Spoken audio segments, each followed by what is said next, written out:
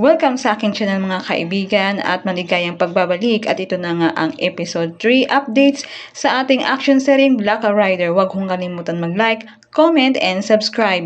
At ito na ang mga pangyayari inyong pakatutukan. Hinana pa rin nga ito ni Elias ang kanyang mag-ina. Walang may isagot ang kanyang ina at kanyang mga kaibigan at hindi nga nila matiis pa na ilihim kay Elias at sinabi na nga nila ang totoo. At sa kabila naman, itong si Sasha at William ay nagpaplano na nga paano nila gawin ng paraan ng pagtatakip kay Calvin. At dito na nga si Elias dinala ni Aling Alma at mga kaibigan niya papunta sa morgue.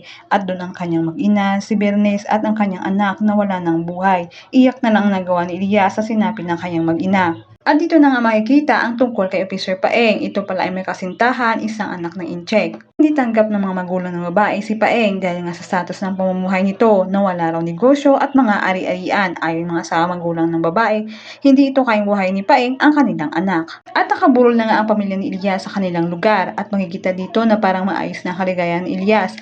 Ngunit bakas pa rin ang kalungkutan sa kanyang mukha. Nandun nga sa lugar ang mga malalapit na kaibigan ni Elias kasama na sila kapitana at mga tanod doon. Nagalit nga itong si Aling Alma dahil nakapasok ang media sa lugar kung saan nakaburol ang mag-ina ni Elias.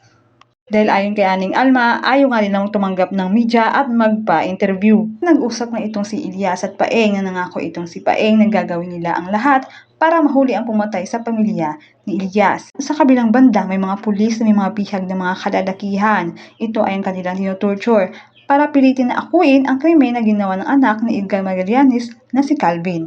Doon nga ang ama ni Paeng na si Fredo Policarpio. Ayon kay Fredo, mga kriminal naman ito kaya akuin niya lang ang krimen na nangyari. Pero nagmamatigas pa rin itong kalalakihan at di sila sang-ayon na akuin ito dahil sa pagmamatigas nila pinagkukuryente ito ng mga tauhan ng pulis ni Fredo. At yan lamang po mga kaibigan at pakakaabangan ng mga sumusunod. Maraming salamat.